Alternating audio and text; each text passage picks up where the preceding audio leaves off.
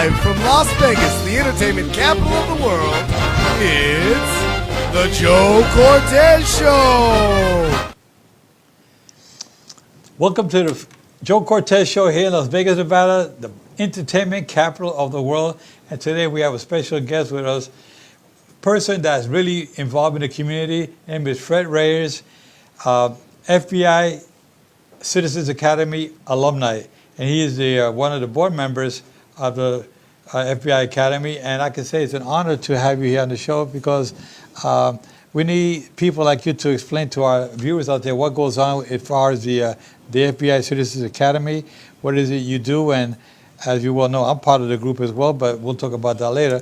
But I want to welcome you to the show, Fred. Thank you, Joe. You know, and it's an honor to be here because it gives me a chance to talk about the FBI's Las Vegas Citizens Academy chapter. You know, we're very proud of this organization. We've done so much in this community, and we have such a diverse group of members. We have a wonderful board, and we do so much for the community that I thought, you know, this is a good opportunity to get the word out to everyone as to what we do. Exactly. Now, you're involved with different kind of programs. This past weekend, we were involved helping out with we had a youth program out in here in the Valley. Can you talk to us a little bit about what the whole concept was about this past Saturday? Saturday, what we had was a block party. It was a coordinated effort with Las Vegas Metropolitan Police Department and the FBI Citizens Academy, and of course, members of the FBI participated with us. And what we did, we got together at Clark High School, and we were there from about 11 to 2. And every agency brought their own wares and literature. We of course come in with our Academy literature to give out to the families and residents and to the children. The FBI comes out. They bring out their SWAT team vehicle along with several agents. The agents came out, and of course, kids always love the agents because they are in full gear and they take pride in what they do. The agents take pride in what they're doing, but the kids especially, they get to try on the vest and they put the vest on, and it really gives them a sense of being. And of course, the area, where the Clark High School is, they're trying to focus on areas where there's a need, for young kids to see the good side of this community. We have a lot of good people in this community that do so much well. And just because you may live in a low-income area doesn't mean it's a bad neighborhood, but there is bad, but you don't have to follow someone's lead. There are good agencies and good people that can help you find ways out of the community, of that area. Exactly. Now, we know that there's a lot of gangs in the Valley. Just like most inner cities, you find a lot of gangs and drugs and whatnot. And I know that the FBI Citizens Academy, since we've been involved, it's been a number of years. And I can tell you that we have issues with gangs that are coming in to Vegas, and they got drugs coming in. Can you tell us how are we trying to help out in the community besides the regular block parties and going into the high schools and whatnot? What else is there available for our listeners out there to see what we're doing? Well, the FBI, along with local enforcement like Metro and whatnot, they're constantly doing things. They're working behind the scenes, and they've partnered up. There's a task force of law enforcement agencies that address certain issues. If they see a problem in a certain area, if there's a warrant that's outstanding from some individual, they seek them out. They work together as a coordinated, and they're such professionals that it's a clock. It's a steady click, and when they respond to these things and these events, I mean, they like they say, they get there, man. They know what to do and how to do it, and they execute it. I mean, beautifully. I mean, this past Saturday, when I was there myself helping out, I ran into, as we were closing up the whole show, I found a little kid about maybe 2.5 years old, and he was walking by himself, and I stopped and I started talking to him, and I said to him, where's your mommy, where's your daddy? He had no idea. He says, I don't have a daddy. I said, oh, what? It broke my heart with him just saying that. So I grabbed him right away, and I took him, and I started walking around to see where's a parent for this kid. There was this lady all the way down the block, and I started walking to see if I could find somebody. So sure enough, when we got close enough to this one lady, the kid started running towards her. And then I stopped. I really wanted to tell her my peace of mind, because you hate to see where parents just take these kids to a park and to a party, a block party, and an event, and they lose these kids. I could easily pick up that kid. I had him in my arms. He was hugging me, and he was scared. Yeah, he was like if he knew me forever. That's how these kids get taken away. Now I know you have programs. We have programs with the FBI where we have a missing children's program, and we have a. But before we talk about that, what is the mission that we have for the FBI? Well, the FBI's mission is totally different from what our organization does. The FBI is Las Vegas Citizens Academy. Our goal is to provide a safer community service and projects and a process by providing education to labor, business individuals, media, medical, religious groups, government groups. What we do is we meet with them periodically and go over programs and discuss how we can how we can serve the community better, but what they can do to help themselves to stay alert, and to be alert, the cliche, if you see something, say something. A lot of us need to do more of that. We need to get involved, and with our message, by meeting with community leaders and groups, it helps, and it bonds us a little, hopefully, together, and allows people to know that we're not here, we're not the enemy, we're here to help, and that's our goal. Yes, I was talking to one of the Metro police officers and one of the captains as well, in reference to what was going on in the schools. And one of the police officers told me, Joe, these kids sometimes they come up to us, these 10, 12-year-old kids come up to us and tell us, you know what, they cuss us out. And he said, they don't like us, for no particular reason, but I guess that's at home, that's the way they're taught. It's the perception, yeah. Yeah, and that these cops are no good, they're going to hurt you, they're going to lock you up, they're going to deport you or whatever. So there's a lot of issues that's going on. That's why we have to try to educate the community in reference to what law enforcement is here to do. They're here to help you. If you have trouble, you're some kind of emergency, who do you call? You call the police for help. They're your brothers. They're there to, they're guardian angels. They're to help you out. Absolutely. But these kids, they're being brought up by the parents and telling them that be careful with the police, because if you do something, they're going to lock you up. They're no good. They're going to lock us all up, or they're going to deport us, if whatever, So these are the kind of things that we have to go around to the schools and talk to these kids. I was talking to one of the captains, and I was telling him about an idea that I have in mind, and that's about trying to get a cadet program, kind of sort of like a military cadet program, like what I was involved with in New York. We had nautical cadets, and I got involved with that, and that helped me when I went into the Army. It helped me to learn how to march and how to follow orders and to do the right things. And I think we can start doing that in the elementary schools with kids in uniform. Let them feel take pride in themselves, and learn that, teach them some discipline, because a lot of these kids don't have that at home. So a program like this, and a captain from the Metro Police said, Joe, I kind of like the idea, and the other police officer, Sergio, was telling me, Joe, I think that's great. I think we can really work together with that. So hopefully we can work something out with the school districts here to get a military cadet program going, because we need to have, along with what we do with the FBI Citizen Academy, join forces and try to get these kids on the right track. See, exactly, and this is why a program like that would work, and it needs to be targeted.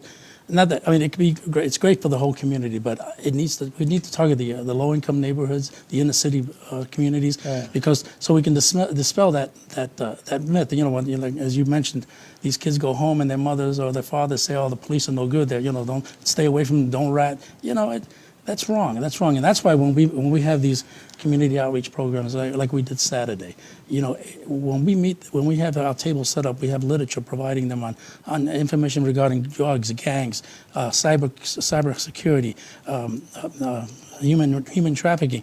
Well, not only is the material there, but it allows us, as we're standing there, and we're standing there, the FBI Citizens Academy members, along with FBI agents, we're talking, we're interacting with them, and we're explaining to the parents, listen, we're not the bad guys, and this is what you can do. Yeah. And just to try to dispel that myth, so when they go back home, they can see and tell their kids, the police are not bad. They're here to help, and they do some wonderful things. So let's try to eliminate that from the. Yeah, I think I'd like to see a program where the law enforcement individual can get involved and go in uniform to where, like, or a baseball field or whatever, and take off the uniform there. Maybe leave take off the top and put on the jersey on top, and mingle with these kids playing baseball, basketball, and all that. And then these kids will say, "Wait a minute, these guys, they're just like us, No different. And this is what we got to do more of. Exactly. And mingle with in the community with these kids, and let them see that they're law enforcement, but they have fun with us.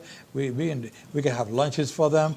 You take them take them hiking, do different activities. And they'll say, wow, these police are really good people. Yeah. And and as you mentioned, like taking kids on a field trip, some of these kids have probably never been on a field trip. Exactly. They've never been anywhere. They don't even know what a field trip is. It's exactly right. The meaning of it. They get the schools do what they can, but most of them are overpopulated, and of course anymore there always seems to be a funding issue.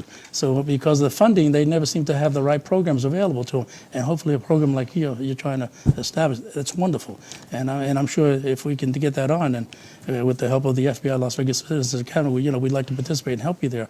And and as well, as you well know, as I know, you've been a member of our organization since 2004. In fact, I think you were in the original class. Yeah, the inaugural class. I graduated from the FBI Academy 2004. Yeah, and it's great to be an alumni. And as you saw, when you joined the academy, there's a vetting process, and they try to select the best, and a lot of people apply, but they want people that can provide not only just to go to the academy and just say I've been to the academy and move on. We want you to be an active member of the community, as you are, and look what you're doing. And this is wonderful. And these are the kind of members that we have and within our organization, and we're proud of the Alumni Association here in Las Vegas. I remember when I first graduated, there was only 10 of us at the FBI Citizens Academy, and it was like, wow, it was an awesome opportunity.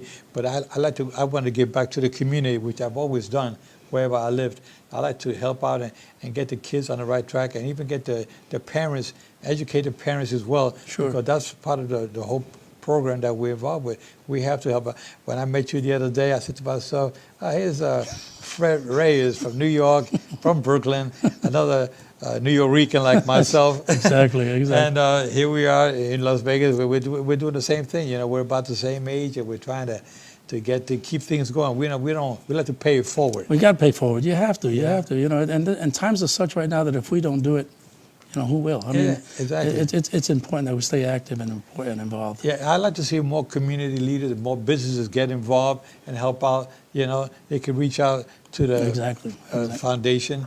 That's FBI Citizens Academy Foundation. What's the email address we can give the viewers out there in reference to where a phone number that they can reach us and get the program going? They can reach Tina. They can Tina Rocas. Tina Rosca. She's our community outreach specialist. She's with the FBI, and she's kind of our front line person. And I have to say, that is one individual. That is one hard working person. Yeah, she is. She does so much in this community, and of course the agents as well. But she's hands on, and wonderful individual to know, wonderful person to meet. And with her, through her is how we do what we do. Right. Because we want to make sure we do it all within the. We need a number where we can reach you. What number? The number we can use. I mean, we can use Tina's number, and I don't. Okay, well, we can reach Tina at the 702-584-5574. And for information in reference to how to contact the Citizens FBI Academy, and she's our coordinator, and she will make sure that we get any messages for any viewers out there that want to participate and help fund this program. That's what we need. We need more sponsorships, more people to get involved in the community, because we're trying to raise funds wherever we can, but the more we get, the better. Exactly, and it's greatly appreciated. And like I said, there's some good to be made here in this community, and we can do it. We can do it. Exactly. Now, let me ask you a question, Fred. Here in Vegas, you have a lot of gangs that are coming in, small gangs. You say, how many gangs are in Las Vegas? And you'd be surprised to hear that there's a couple of hundred different gangs. I think there's over 10,000 gangs in this town. I don't know about 10,000, but there's a couple, at least 200 gangs or 300 gangs. Different small groups, they come in from California, from Arizona, different states, and they come here and they target these young kids, and especially in the schools. And they tell these kids, the kids are afraid of being bullied, so they make them join the gangs, so they're not bullied anymore. But this is why we have to try to talk to these kids and get more involved in the schools to see if you can identify.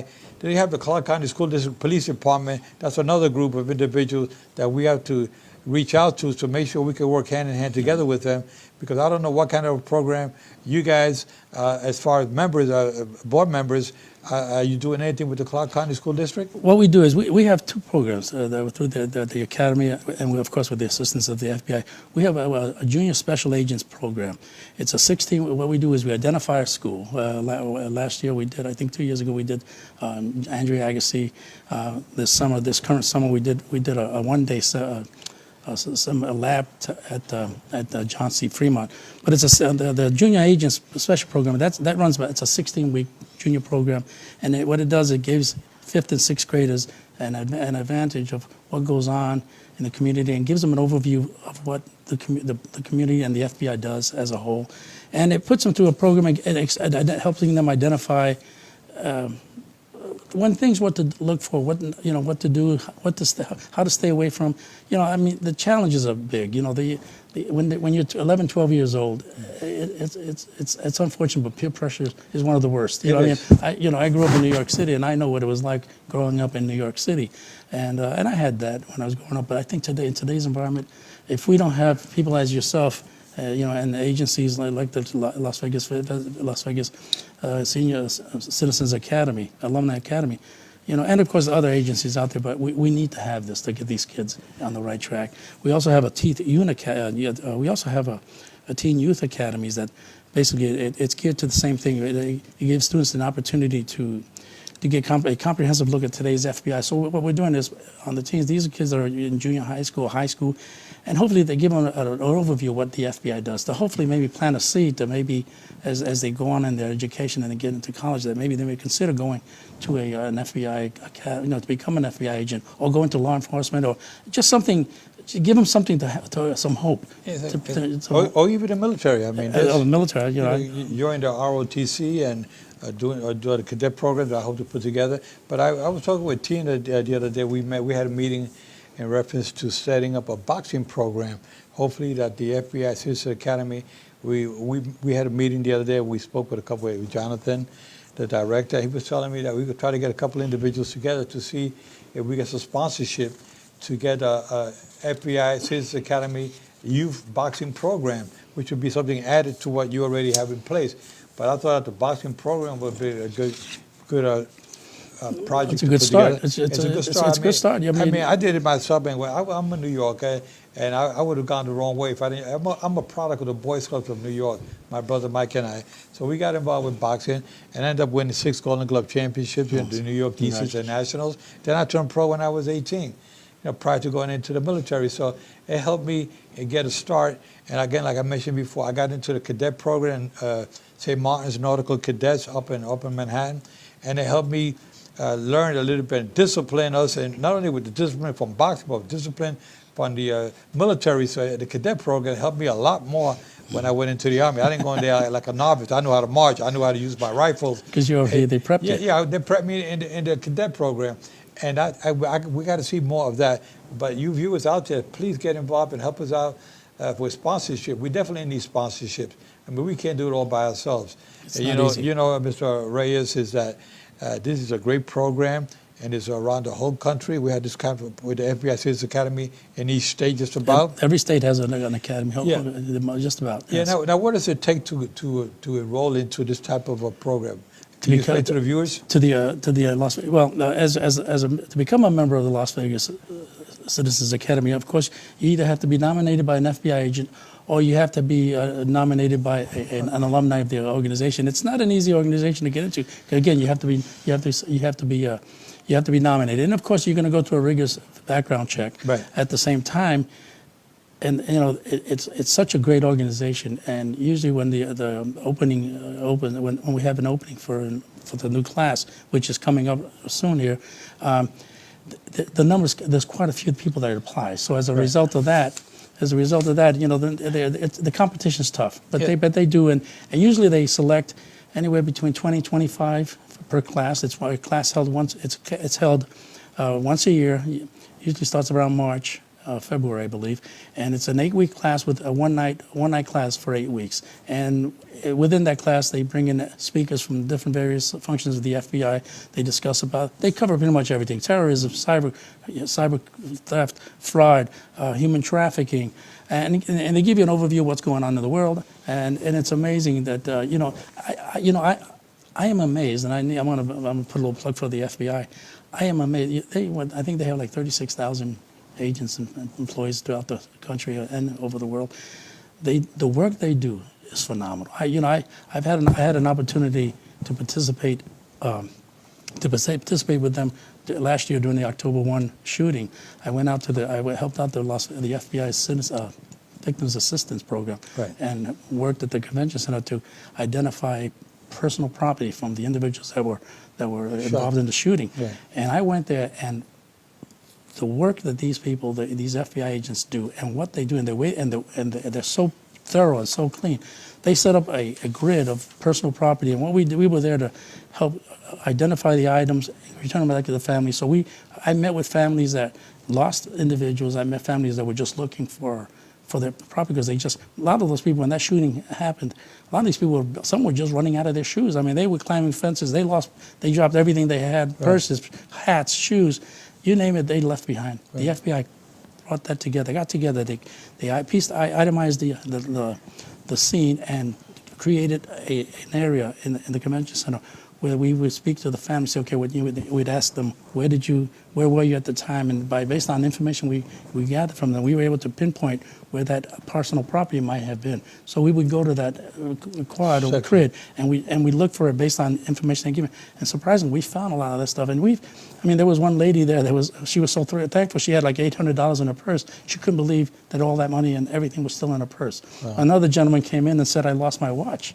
And I wasn't part of this, but this individual, he ran out of there and somehow he lost, and I think it may have gotten caught on the fence, but he lost his watch, and he was concerned about this watch. And so of course, we told him, well, what is it? What kind of watch was it? And then of course, he says it was a Rolex, and he said it's a $10,000 Rolex. Well, we went back to the area where we thought he was, and sure enough, we found it. So there was a lot of good. There was some good there. There was some bittersweet too, because there were some people there that were there for some of the victims that we lost, and that was unfortunate. But they did at least recover what they could.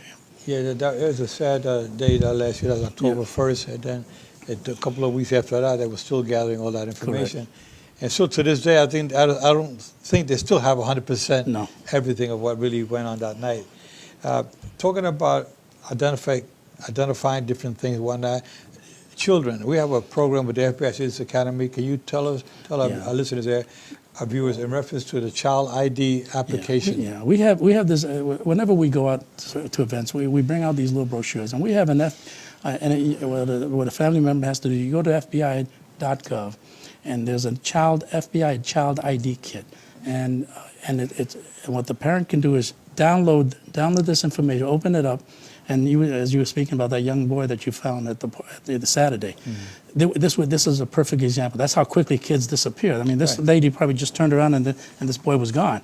So this ID kit is wonderful. What you do is the parent will download the app, type in all the information pertinent to the child, add a picture, and of course print the form. And if there's a way to print the form, and then keep it. You can keep it as a hard copy, but keep it on your phone. Right. Heaven forbid the child becomes missing or something.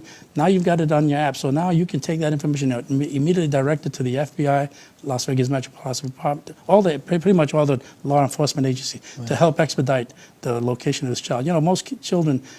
Most kids, it's unfortunate, but if a child's not found within 48 hours, the chances of recovery are, pretty slim. So it's not easy, but there's a tool that we have. So when you lose a child, you want to be able to provide as much information, but if you're losing your child and you don't have nothing written down, you're going to be so shocked that you're not going to be able to give the law enforcement what you need. But if you have it on your phone, it's there.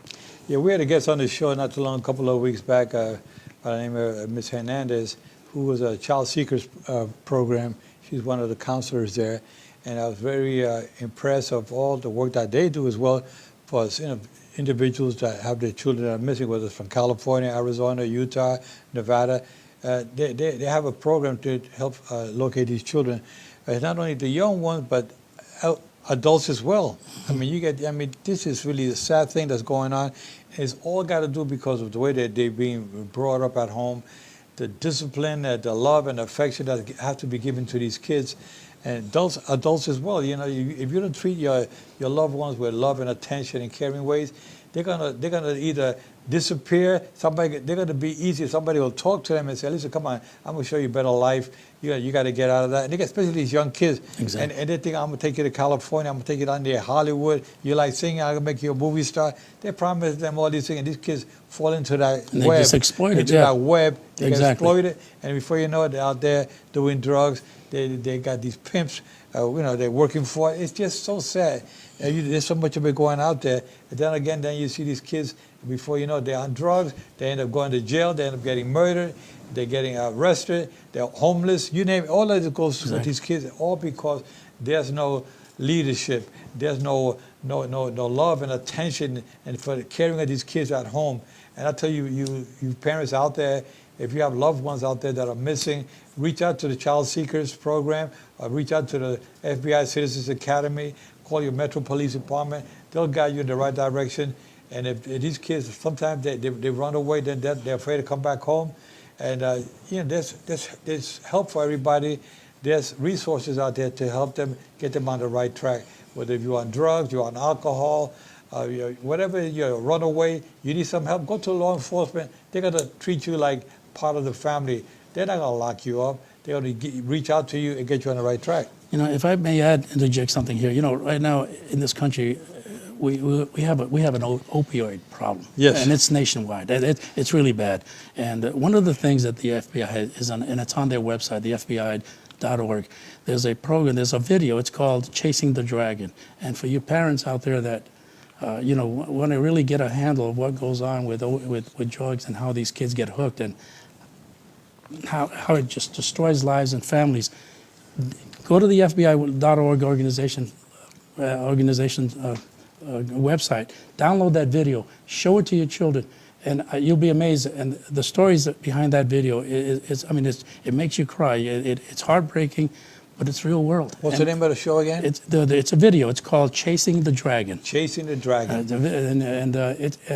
It'll give you an insight how kids and how easy it is for these kids to get a hold of drugs. You know, right now, we all have grandkids, and of course, I'm a senior citizen, so kids, you never know when they get tested for get challenged to get some drugs. Guess what? When they come to visit grandma and grandpa, guess when they go to the bathroom? Guess what they do? They're going to go into the grandma's bathroom, open that medicine cabinet, and guess what they're looking at? All these drugs that are available in their cabinets, and they're taking them. So it's an awareness that you need to be made aware of, to hide your medicines at home. When your kids come over, put them away, put them in your room, or just get them in a safe place, because kids are having access to those drugs, and then they're taking them out, and of course that's how it continues to grow the epidemic. Yeah, they end up getting hooked on them. Exactly. Then you become drug addicts, and just all because we were naive to the little kid. These kids sometimes know a little bit more than we do. They get it. They know what to look for.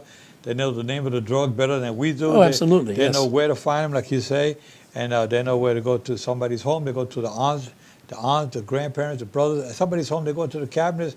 And you're right. That's something that we hardly even talk about. But that is one place. You got to look at the drugs parents keep at home, and and I mean any drugs. You just look at your medicine cabinet. If you have kids in the home, hide them, put them away somewhere. Get a little safe or something. I mean, it sounds like an inconvenience, but hey, you're saving the life of that child. That's it. No question about it. It's something that many of us have not even thought about, but really, it's definitely a good start for those adults out there, knowing, especially where there's kids come from a broken home or single-parent homes. They get bored. The parents are working there. These kids come home. They have nothing to do, and they can get bored in with the gangs, the neighbors, the kids in the neighborhood. You'd be surprised what goes on out there. Sometimes they start, when you see that they're not going to school, they're missing classes, something is not right. You should be aware of that by talking with your principals or your school teachers. When you go into the counseling or go to school, talk to your to your teacher, find out how your kids' grades are going. They're not doing too good in school. There's something more, maybe something more behind it that we have to look into. Exactly. Why is the grades dropping? They were doing so great last couple of years. All of a sudden, overnight, the grades are down to tubes. Yes. You know? Yeah. So those signs are there. You just need to be observant, and need to know how to look for them. Exactly, and that's one of the things that we lack a lot of. It. We don't know what signs to look for. But if you go on your website, put in the words, signs to look for drugs, or your loved ones, your children, gangs that they're involved with, any help. Find what resources out there in your community to help out with these issues. And I'm sure that it'll be a better world, and we get these kids on the right. We got to save lives out there for these kids. Exactly.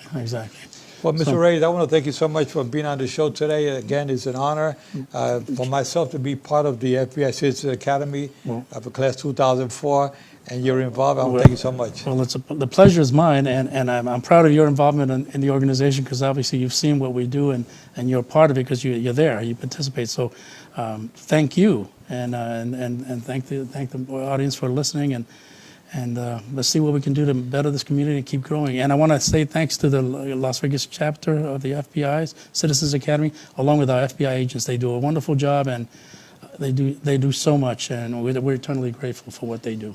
Oh, well, thank you so much, viewers, for listening in this week, and we'll see you next week. Take care. God bless, and happy Thanksgiving. Happy Thanksgiving.